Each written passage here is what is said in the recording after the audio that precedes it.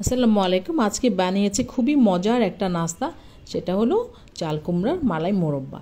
চাল কুমড়ার মালাই মোরব্বা বানানোর জন্য আমার দরকার একটা চাল কুমড়া।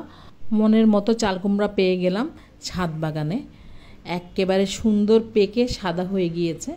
এখন আমি একটি কেচির সাহায্যে এই চাল কুমড়াটি লতা থেকে কেটে আলাদা করে নিলাম।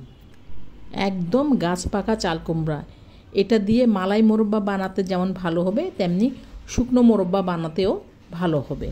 চাল কুমড়াটিকে বাসায় নিয়ে এসে ছুরি দিয়ে প্রথমে 2 টুকরো করে নিলাম। এবার এর খোসা ছিলে নিয়ে পছন্দ মতো টুকরো করে কেটে নিলাম। এখানে 2 ধরনের চাল কুমড়া কেটেছি আমি। লম্বা সাইজের যে টুকরোগুলো এগুলো দিয়ে বানাবো শুকনো মোরব্বা, আর যেই টুকরোগুলো ছোট ছোট করে কেটেছি সেগুলো দিয়ে বানাবো মালাই মোরব্বা।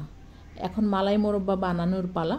মালাই মোরব্বা বানানোর জন্য ছোট করে কেটে রাখা চাল কুমড়োগুলোকে একটা পাতিলে নিয়ে নিচ্ছি।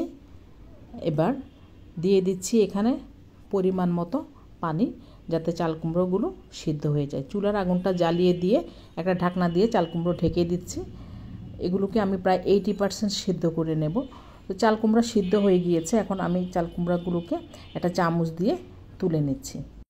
চুলায় পাতিল বসিয়ে দিয়ে তাতে দিয়ে দিচ্ছি 2 টেবিল চামচ ঘি, দিয়ে দিচ্ছি একটা তেজপাতা, 2 টুকরো দারচিনি এবং 3টে এলাচ।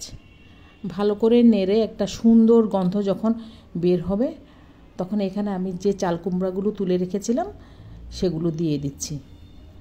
মালাই মোরব্বার চাল কুমড়াগুলো ঘিয়ে দিয়ে খুব ভালোভাবে কষিয়ে নিয়ে দিয়ে দিতে হবে 1 কাপ পরিমাণ চিনি। চিনির পরিমাণটা কম বেশি হতে পারে, কারো ইচ্ছে হলে আরও চিনি দিতে পারেন। তো আমি লাগলে পরে আরও চিনি দিয়ে দিব, সেটা স্বাদ বুঝে। এবার চিনি সহ চাল কুমড়াকে আবারও কষিয়ে নিচ্ছি। দিয়ে দিচ্ছি 2 কাপ নারকেলের দুধ। এই রান্নাটা আমি পুরাটাই নারকেলের দুধ দিয়ে করব। নারকেলের দুধ দিয়ে এই চাল কুমড়ার ভেজা মোরব্বা অর্থাৎ মালাই মোরব্বা বানালে এটা খেতে খুবই টেস্ট হয়। এবার দিয়ে দিচ্ছি আধা চামচেরও কম লবণ, শুধুমাত্র টেস্ট ব্যালেন্সের জন্য। কেউ চাইলে স্কিপ করে যেতে পারেন। একটা ঢাকনা দিয়ে ঢেকে দিচ্ছি।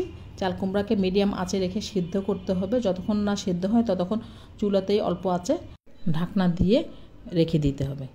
ঢাকনা খুলে দেখে নিচ্ছি চাল কুমড়া হয়ে গিয়েছে এবং এর যে দুধটাও অনেকটা শুকিয়ে এসেছে। যে তেজপাতা দারচিনিগুলো দিয়েছিলাম সেগুলো এখন আমি তুলে ফেলে দিচ্ছি। দিয়ে দিচ্ছি অল্প পরিমাণে কিশমিশ, পেস্তা আর কাঠবাদামের কুচি। ঢেকে দিয়ে আরও 5 মিনিটের মতো সিদ্ধ করে নিব। ঢাকনা খুলে আরও 1 কাপ নারকেলের দুধ দিয়ে দিচ্ছি। নারকেলের দুধ দিয়ে নেড়ে আবারও ঢাকনা দিয়ে রেখে দেব। 5 মিনিট পর ঢাকনা খুলে আরও কিছু বাদাম ছড়িয়ে দিলাম। মালাই মোরব্বা একটা প্লেটে বেড়ে নিয়েছে, খাওয়ার জন্য একেবারে রেডি। অনেক ধন্যবাদ। আল্লাহ হাফেজ।